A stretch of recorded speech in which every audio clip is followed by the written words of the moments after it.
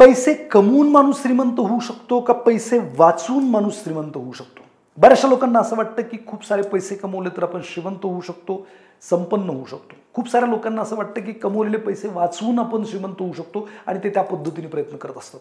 मित्रांनो, आजच्या व्हिडिओमध्ये मी तुम्हाला एक्झॅक्टली सांगणार आहे की तुम्ही कशा पद्धतीने श्रीमंत होऊ शकता. Exactly what. नमस्कार मित्रांनो, मी आकाश गुंदाले. मागच्या 22 वर्ष फायनान्समध्ये काम करतोय आणि मागच्या 10 वर्षापासून लोकांना आर्थिक साक्षरतेचे धडे देतोय. खूप साऱ्या लोकांना मी फायनान्शियल लिटरसीच्या माध्यमातून फायनान्शियल स्टेबिलिटी मिळवून देण्यात यशस्वी झालेलो आहे.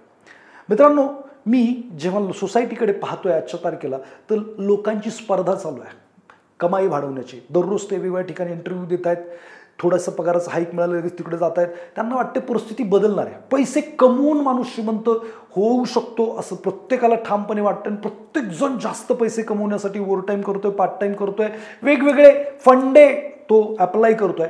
पण मित्रांनो, साधं सोपं मी तुम्हाला माझं स्वतःचं एक्झाम्पल देईल. जेव्हा मी स्टार्ट केलं माझं करिअर तेव्हा मी 1200 रुपये पगाराने हॉटेल कलासागरमध्ये कामाला होतो. आणि मला असं वाटायचं की यार 1200 रुपये पर डे 40 रुपये वगैरे मिळत आहेत. समजा साधारणपणे 2-3 हजार रुपये महिन्याला पर डे 100 रुपये मिळाले तर माझ्या आयुष्यातले सगळे प्रॉब्लेम सॉल्व्ह होतील, आर्थिक समस्या सगळ्या संपतील. मी थोडेसे प्रयत्न केले, एफर्ट घेतले. 1200 रुपयावरून एक दिवस असाही आला की मी 3-1 हजार रुपये महिन्याला कमवायला लागलो. आता 2-3 हजार रुपये आल्यानंतर फायनान्शियल प्रॉब्लेम सुटले का, तर याचं उत्तर नाही आहे.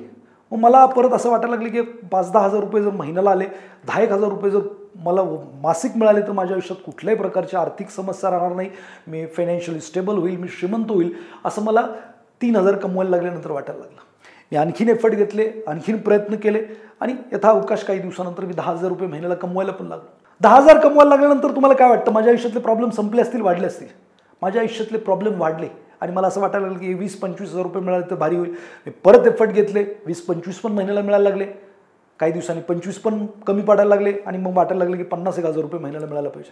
काही दिवसांनी आणखीन एफर्ट घेतले, 50ही मिळायला लागले. मित्रांनो, पण माझ्या असं लक्षात आलं की जेव्हा मी 1000-1200-1500 रुपये किंवा 2-3 हजार रुपये कमवत होतो तेव्हा माझ्या आयुष्यात आर्थिक समस्या फार कमी होत्या आणि 50 हजार रुपये जेव्हा मी कमवायला लागलो तेव्हा माझ्या आयुष्यातल्या आर्थिक समस्या ह्या वाढलेल्या होत्या. आणि मग मला वाटायचं त्यावेळी 50 हजार रुपये, लाखभर रुपये मिळाले तर भारी होईल, 1.5 लाख रुपये मिळाले तर भारी होईल आणि असं बरंच. मग मी मात्र ते पैसे कमवण्याचं थोडंसं बाजूला ठेवलं आणि म्हटलं आपण नक्की काय चुकतंय, एवढे पैसे कमवून सुद्धा आपल्या आयुष्यात फायनान्शियल अडचणी काय आहेत, असा प्रश्न मी स्वतःला विचारला. आणि मग काही लोकांना मी प्रश्न विचारायला सुरुवात केली की बाबा तुमचा पगार किती आहे, तुमच्या आयुष्यात फायनान्शियल प्रॉब्लेम्स आहेत का, मग ते कधी संपणार आहेत, असं मी खूप साऱ्या लोकांना हे प्रश्न विचारले. आणि मग मला लोकांची उत्तरं अशी होती की त्यांच्या कमाईच्या डबल किंवा 2.5 पट जर त्यांचं उत्पन्न वाढलं तर त्यांच्या आयुष्यातल्या फायनान्शियल समस्या संपतील. मग माझे एक मित्र होते, ते कुठेतरी कामाला होते, त्यांना लाखभर रुपये पगार होता आणि मी त्यांना विचारलं तुमच्या आयुष्यात समस्या आहेत का, आर्थिक समस्या? ते म्हटले हो आहेत ना. मग म्हटलं कधी संपणार आहे? ते म्हटले काही नाही, मी आता स्विच करणार आहे आणि माझा पगार 1,30,000 रुपये होणार आहे. आता त्यांचा 1,30,000 पगार झाला. त्याच्यानंतर काही दिवसांनी परत त्यांना भेटलो, म्हटलं आर्थिक समस्या, म्हटल्या आहेत ना, वाढल्यात. म्हणजे ही गोष्ट प्रत्येकाने लक्षात घेण्याची गरज आहे की पैसे कमवून आर्थिक समस्या संपत नाहीत.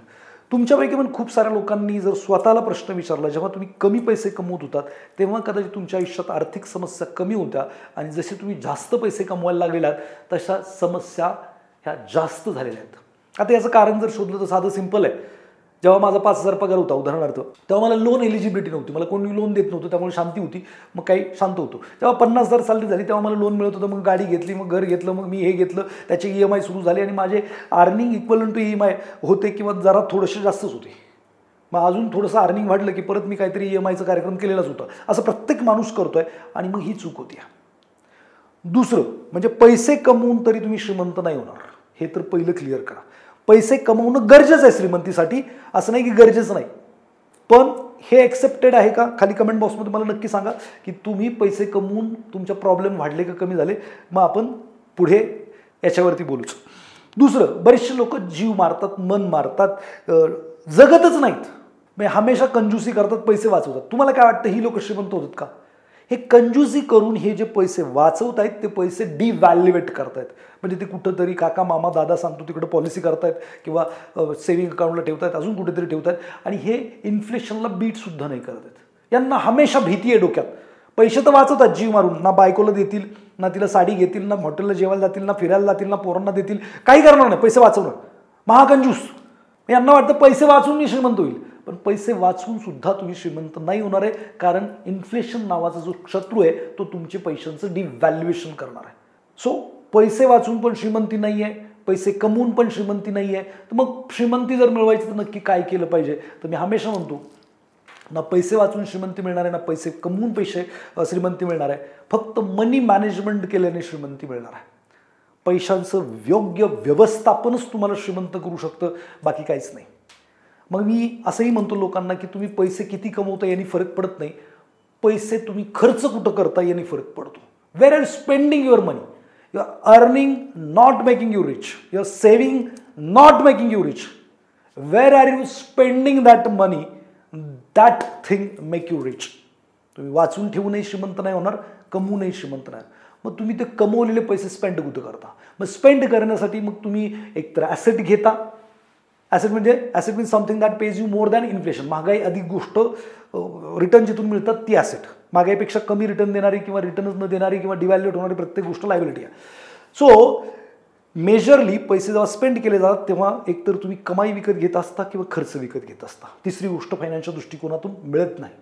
मग जर तुम्ही कमाई विकत घेत असाल स्पेंड करताना तर तुम्ही श्रीमंत होता, आणि हाच मार्ग आहे श्रीमंतीचा. तुम्ही कमी पैसे कमवा, तुम्ही जास्त पैसे कमवा, यांनी फरक पडत नाही. एक माणूस महिन्याला 1 लाख रुपये कमवत आहे आणि त्याचा खर्च 95,000 आहे किंवा लाख रुपये पूर्णच्या पूर्ण त्याचे EMI मध्ये याच्यामध्ये जातात. हा कधी श्रीमंत होणार? हा हमेशा बँकेसाठी काम करत राहणार आहे, बॉससाठी काम करत राहणार आहे, आणि काही वाचलं तर बायका पोरांसाठी करणार आहे, स्वतःसाठी काहीच करू शकणार नाही. पण दुसरा माणूस 10,000 रुपये कमवतोय, फक्त 6,000 रुपये स्पेंड करतोय, 4,000 रुपये वाचतोय. आता वाचून हा श्रीमंत होईल का? नाही होणार. पण हे 4,000 रुपये जर ह्यांनी कन्वर्ट केले ॲसेट्समध्ये किंवा मल्टिपल अर्निंग सोर्सेस निर्माण करण्यासाठी, तर हा डेफिनेटली श्रीमंत होऊ शकेल.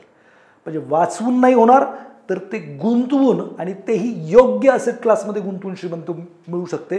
तर सिम्पल या व्हिडिओचं जर कन्क्लुजन काढायचं झालं तर मी असं म्हणेल की तुम्ही कुठं पैसे स्पेंड करता, your spending make you rich. मग तुमचं स्पेंडिंग तुम्हाला गरीब पण बनवू शकतं, तुमचं स्पेंडिंग तुम्हाला रिच पण बनवू शकतं. मग रिच जे बनवतं ते स्पेंडिंग तुम्हाला करता येतं का? आणि ते जर करता येत नसेल तर ते तुम्ही शिकू शकता का? आणि त्यासाठी काही तुम्हाला मदतीची गरज आहे का?